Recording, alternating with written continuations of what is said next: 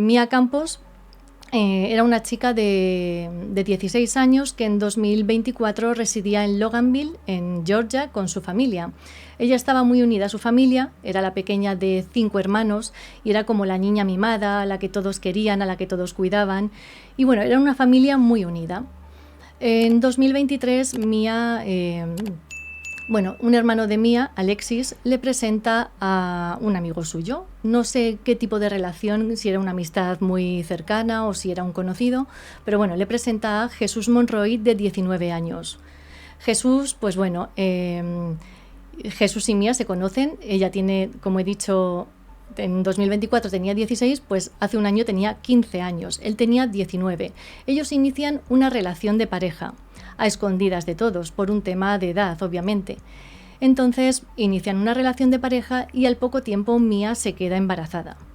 Mía le dice a Jesús que ella quiere seguir adelante con el embarazo y él le dice que no quiere hacerse cargo del bebé. Bueno, a partir de esto, como es normal, rompen la relación, porque son, una quiere el bebé, otro no se quiere hacer cargo y rompen la relación. A Mía se lo cuenta a su familia la apoya en todo momento, pero el padre hace algo que yo creo que está bien, ¿no? El padre dice, Jesús no se quiere hacer cargo del bebé, pero yo voy a llamar a sus padres para que sepan la situación y todo lo que está pasando. Entonces, el padre de Mía, que se llama Edward, se pone en contacto con los padres de Jesús y les informa, le cuenta todo, y a partir de ahí Jesús cambia la actitud con Mía. La actitud de Jesús a partir de esa llamada es diferente. Acompaña a Mía a las citas con el médico, se va a comer con ella de vez en cuando. No son una pareja, pero es una relación de amistad de dos personas que van a tener un hijo en común en el futuro. Entonces, hasta aquí todo más o menos es, a pesar de la edad de Mía, pues está más o menos encauzado y es que la edad es muy complicada. Pero todo bien. Mía está muy ilusionada con su bebé, al que tenía previsto llamar Sebastián. Prepara todas las cosas, hace los recuerdos y está organizando su baby shower. Con esto llegamos ya al día de los hechos y nos trasladamos a junio de 2024. Voy a ver si hay algún mensaje. Ay, muchas gracias. Sigo. Sí, dice Patricia que lo de esta chica Mía es una desgracia, totalmente. Totalmente. Llegamos al día de los hechos. El 14 de julio de 2024 era domingo. Mía sale de su casa a las 10:30 de la noche, más o menos, y ella dice que ha quedado con alguien, pero no da el nombre de la persona con la que ha quedado. Ella dice que se va y que no queda con un desconocido.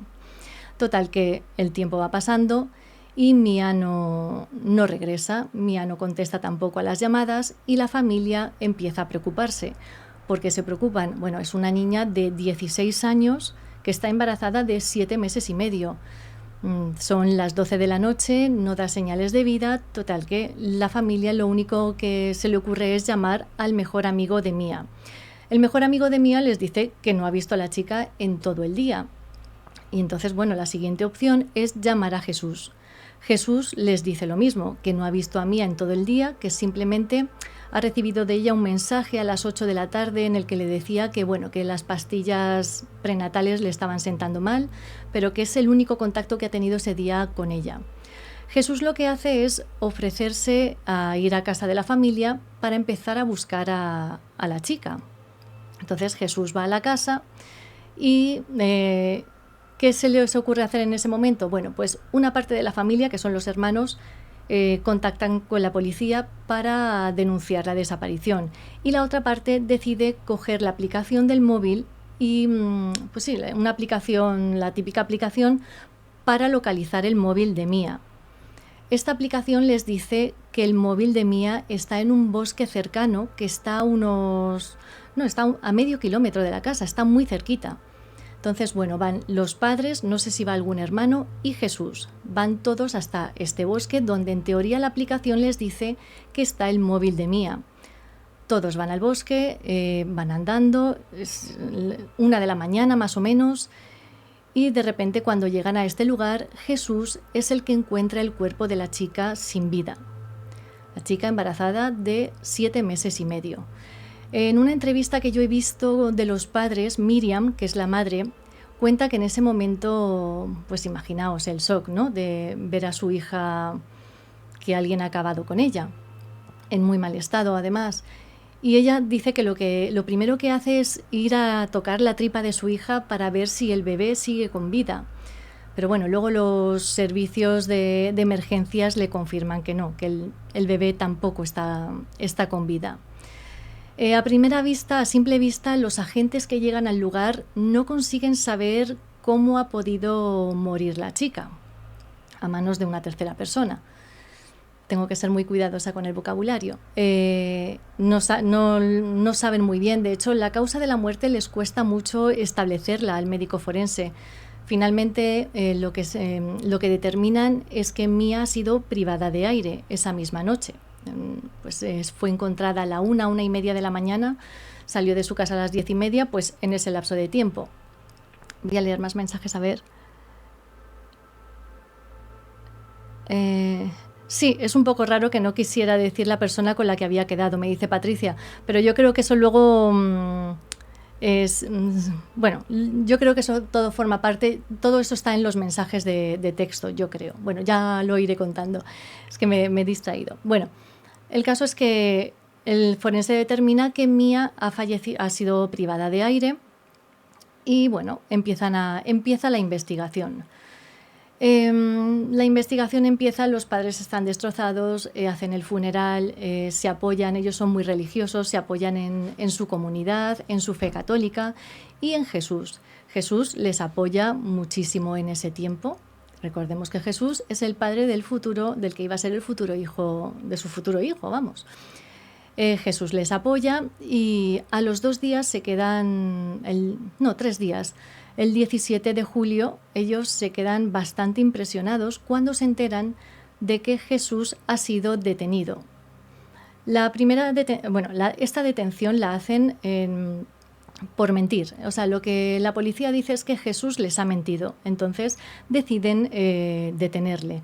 ¿Por qué les ha mentido? Bueno, Jesús en un momento dado, cuando habla con la policía, yo supongo que cuando han descubierto el cuerpo, llegan los agentes, supongo que hablarían con todos. Jesús no quiere decir el parentesco que tiene con ella, o sea, con Mía. Él lo que dice es que simplemente es un amigo cercano de la familia. En ningún momento dice que era su expareja ni el padre de su hijo. Jesús, dice esto y luego le dice a Alexis, al hermano de Mía, que no diga que él era el padre del bebé, que no quiere que diga esa información. La policía se entera y le detienen por mentir. ¿Qué pasa? Que luego lo que hacen los agentes es confiscarle el teléfono móvil y descubren que su teléfono móvil y el de Mía estaban en el mismo lugar en el momento del crimen, es decir, en la zona boscosa donde fue encontrado el cuerpo, se ubicaron los teléfonos de Mía y de Jesús. Entonces, inmediatamente, a partir de aquí, es detenido. Otra cosa que descubren es que en el teléfono móvil de Jesús y en el de Mía, las conversaciones previas a la muerte han sido borradas. Entonces, claro, ya con esto elevan la acusación. Y la acusación es tan larga que es que os la voy a leer porque, él estaba acusado por mentir a la policía, ¿vale? Pero la acusación es elevada a homicidio malicioso, homicidio grave, feticidio y agresión agravada. O sea, es tremendo. Entonces, bueno, la familia obviamente se queda sorprendida. O sea, Jesús les ha apoyado, ha estado con ellos. No dan crédito, pero bueno, al final lo que la policía cree es que con quien iba a encontrarse Mía en ese momento era con Jesús. Bueno, pues hasta aquí todo normal. Esto ya lo conté yo, bueno, todo normal, no. Me refiero que esta es toda la información que yo di en el vídeo. Yo en el anterior vídeo me quedé en que Jesús estaba detenido sin derecho a fianza y a la espera de juicio. Bueno, pues hace muy poco ha salido otra información que ha dejado a todo el mundo, pues, a todo el mundo y sobre todo a la familia. La familia la ha dejado destrozada. El 30 de agosto Jesús se presentó a una audiencia con la juez que tenía asignada. Y bueno, ellos, no sé si lo he dicho al principio, ellos vivían en Loganville, Georgia, creo que lo he dicho. Lo digo porque ahí las leyes suelen ser mucho más duras. Bueno, pues Jesús se presenta a esta audiencia con el juez y el fiscal lo que dice es presenta las pruebas de los teléfonos móviles que sitúan a Mía y a Jesús en el momento del crimen en esa zona boscosa. También habla de los mensajes borrados. Y otra cosa que dice es que Jesús se las ingenió muy bien para atraer a la chica hacia esa zona, pasando por un camino en el que él sabía que no había cámaras de vigilancia. Por lo tanto, no tienen ninguna imagen de vigilancia de momento de la chica acudiendo a ese lugar o que se les vea a ellos dos juntos. O sea, el fiscal lo que dice es eso, que la atrajo de tal manera por un camino, como este bosque estaba muy cerca de su casa, en el que él sabía que no había cámaras de vigilancia. Por su parte, la acusación lo que dice, la defensa, lo que dice es que sí, que los teléfonos móviles estaban juntos en ese momento, en el momento del crimen, pero que eso no prueba que Jesús acabara con la vida de Mía. Es la única prueba que tienen de momento en su contra. Entonces, según la defensa, eso no prueba que Jesús haya acabado con su vida. ¿Qué hace el fiscal? La defensa, perdón. La defensa lo que hace es solicitar una fianza de $75,000 para que Jesús pueda salir de prisión hasta el juicio. Para sorpresa de todos, todo el mundo, los padres le pidieron a la juez, por favor, que subieran esa fianza, que no saliera. Pero para sorpresa de todos, la juez lo que hace es ponerle una fianza de $56,000. Es decir, la rebaja muchísimo más para un crimen tan grave, pero no sé. Pero ya lo siguiente fue, al día siguiente, lo que hace la juez es permitir que Jesús salga bajo fianza pagando solo $100. Es decir, Jesús paga $100 y sale de prisión. Que aquí esto, pues claro, imaginaros cómo está la familia. No sale así en libertad tal cual. Él tiene una pulsera telemática ahora, está en libertad, en arresto domiciliario y solo puede salir para acudir a las vistas con la juez en este caso, o para alguna consulta médica, si tiene una urgencia o cualquier cosa. Solo médico y juez.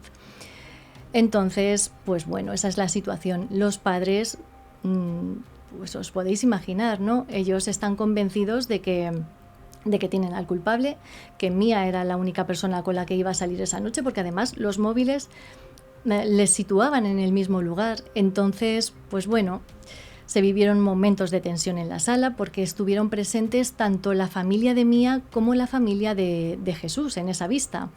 Entonces, bueno, los padres se pusieron muy nerviosos. Los allí presentes dicen que el padre de Mía hizo un gesto así como amenazador, ¿no? De vista a vista.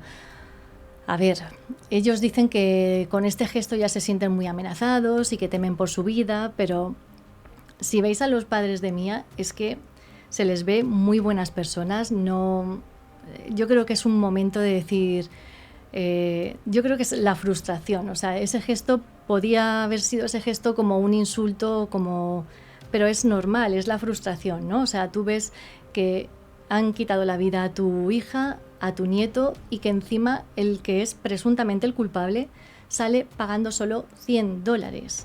O sea, es que es muy fuerte. Entonces se entiende que el padre reaccione así. Y bueno, pues este es el caso. Me gustaría comentarlo con vosotros. ¿Qué opináis? A mí hay una cosa todo esto que me lleva a pensar algo, y es que lo que he dicho al principio, que el caso no lo tienen tan cerrado como parecía. Es verdad que todavía tienen que hacer la investigación, tienen que recabar muchas más pruebas. Recordemos que la conversación que ha sido borrada, el fiscal cree una cosa. El fiscal cree que la conversación que Jesús, presuntamente, cuando llegaron a la zona boscosa, le obligó a Mía a borrar la conversación de su móvil y luego él borró la suya. Otros dicen que no, que fue después del crimen, que él cogió el móvil, pero bueno, no sé, no hay huellas, yo creo que no hay huellas, o por lo menos no lo han dicho. Entonces, a mí todo esto me lleva a pensar esta fianza tan baja, que no tienen nada en su contra, que lo único que tienen es la localización y que ahora van a tener que trabajar para buscar pruebas más contundentes, porque si no, yo creo que este caso nos puede sorprender para mal, y para mal es que no se haga justicia, que es lo que creen los padres. Así que bueno, voy a leer un poco vuestros comentarios. Me gustaría saber qué opináis vosotros, si vosotros creéis que la situación de los móviles es prueba suficiente para acusarle o que no, que hay que buscar más. Bueno, todavía falta esa conversación borrada que yo creo que seguramente la van a lograr recuperar. Pero claro, no hay cámaras de vigilancia, ADN no se ha dicho nada. Entonces, no sé, a mí me da mucha pena que no se haga justicia,